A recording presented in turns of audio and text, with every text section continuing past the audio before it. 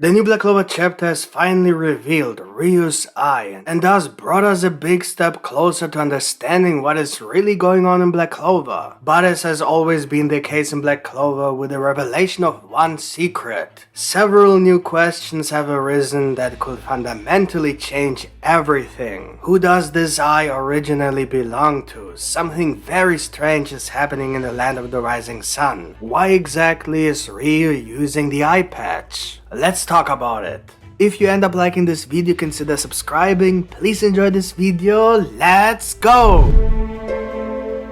The new Black Clover chapter 352 picks up directly where the last chapter ended, with Ryu finally joining the fight. Which of course opens the question, why now? Where was he when they were fighting the paladins? He tells Asta to prepare for one last attack into which he must put all his strength, while the Seven Rising will create an opening for him. And then the time finally comes. Ryu takes off his eye patch and uses his Tengensu. But before I get into that, I just want to mention that I don't think all the abilities we have seen in this chapter are actually all of the Tengensu's abilities. It seems that these are only the abilities that Ryu can use with his eye in an active battle. So it's likely that he was doing other things with his eye while they were fighting the paladins. The focus was put on the word now. So maybe those are the abilities he can use for situations that he himself can see live with his eye. And especially in which he is on the spot, so not like in a kind of vision, but actually what he sees at the moment.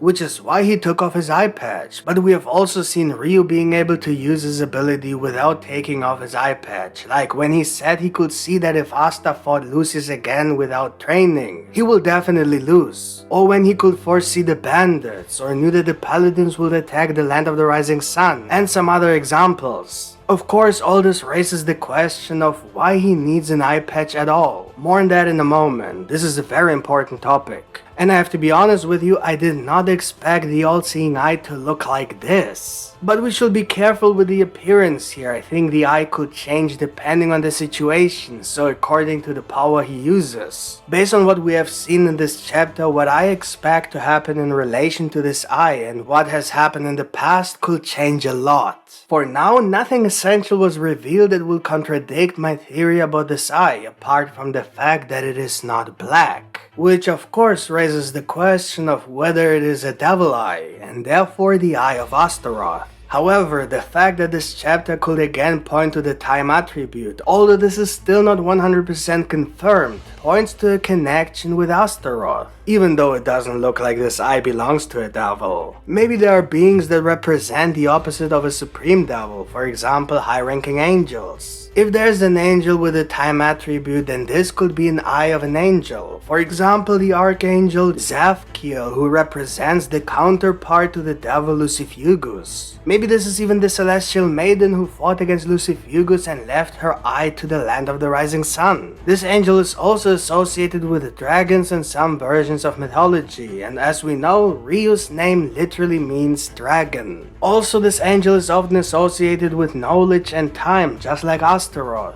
Both attributes fit the Tengensu. But maybe the eye is not black because Lucius managed to purify the devil's time magic, which is why nobody noticed it. This may have affected the eye of Astaroth even if it is not directly related to Lucius. However, these are all just speculations. For now, we have to admit that all devil eyes are black, but not the Tengensu, so this is a big point that speaks against the Astaroth theory. Especially at the end of the chapter, everything gets much more confusing because we see how the Tengensu deactivates. Perhaps the appearance of the eye changes a few moments after it is deactivated. If you look closely at the last panel, it actually looks like a normal eye. Maybe a few shades brighter than the other one, but in any case, no reason to cover it up and act all mysterious. That it's a bit brighter could also be that Tabata just wanted to highlight it in the panel, or maybe it's the rest of the effects that slowly disappear after the ability is deactivated. The eye definitely doesn't seem scary, so there's no reason to think people should be afraid of it like they are with Asta's devil arm. Also, the fact that Ryu can apparently control the Tengensu begs the question of why the eye patch is needed at all. But the fact is that he uses this eye patch, so there must have been a reason for it. The only way to explain this is that we are simply missing something, and with that, there are only two possibilities. Either his eye looks different when it's deactivated, so maybe it will look like a double eye in the next chapter after all, or maybe it looks a little different in general when you look at it more closely. Or the reason why he wears this eye patch has something to do with the other abilities. The abilities where he doesn't have to see directly with his eyes, so abilities that are more based on visions, where he then maybe even has to cover his eyes so that these abilities can be used to begin with. So maybe seeing the future or the past, maybe remote viewing, whatever else his eye can do. And who knows, maybe his eye will look very different when he uses the other ability. We can see how his eye has these Tomo symbols when he predicted the dragon's movements. So it's likely that his eye might have other symbols when he uses other abilities. And then if we assume that he might be using one of those abilities continuously, for example remote viewing that allows him to watch Lucius 24/7 without interruption, because let's face it, that's something that someone with such an ability should definitely do, then of course the eye patch is understandable. And as I said, maybe it will look like a devil eye.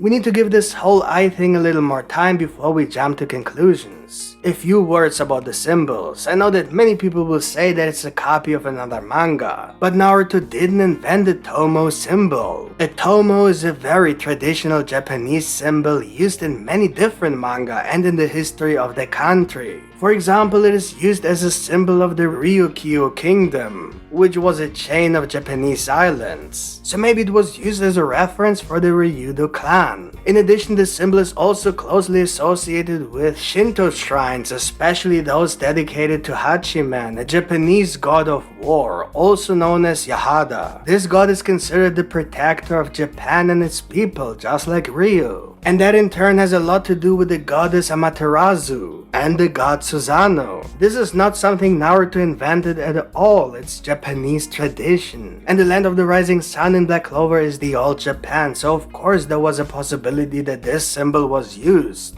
Especially since so many god references have been used in Black Clover lately, and it's never clear if it's just a reference or if there are actually different gods in Black Clover. It could be that this eye actually belongs to one of the Japanese gods, maybe the celestial maiden who defeated the five-headed dragon. Let's continue with the chapter. Ryu explains that the five heads must be cut off at once with anti-magic in order to defeat the dragon. It seems that with the help of his eye he can see certain things that help him make decisions or solve problems. In this case, Ryu could have asked how to defeat this dragon and then saw its weak points. Of course, it could be that in this way he also found the herb, which then of course has nothing to do with the time attribute. In my video yesterday, I speculated about the possibility that Ryu's eye might actually have the ability to not only see moments as Ichika described, but also to show him things like a crystal ball that you can ask questions to, and it will show you the answer in visual form. I think that has now been more or less confirmed.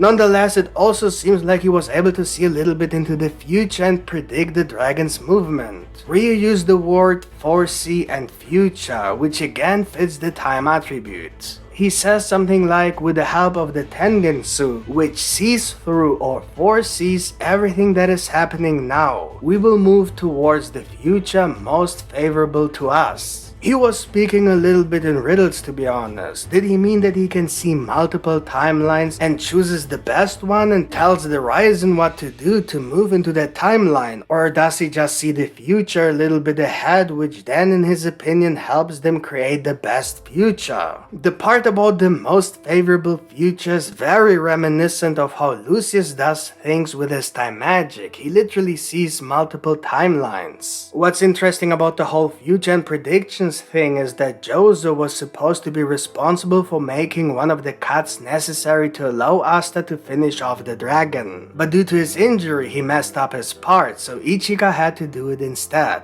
Originally, she wasn't part of the plan at all, so if Ryu saw Jozo cutting the dragon, but then Jozo didn't make it and Ichika had to do it instead, then that speaks more to the fact that Ryu actually can't see the future, but only visions of what needs to happen to create the best future. So for example, that someone has to hit the dragon at a certain point, no matter who. But anyway, Ryu helped the Ryzen by using this support magic dude to connect his voice to all the other Ryzen. This was something I had predicted a few chapters ago when the battle against the dragon began. After the Ryzen have done their job, it is finally Asta's turn. He uses a perfect slash and it looks like he split the sky, as did the inventor of the zetten technique. It seems that the dragon is defeated, so I suppose the next chapter will be very important plot-wise. It's always like that in Black Clover, so be prepared for something huge next chapter or the chapter after that. We should not forget that Heath might still be alive.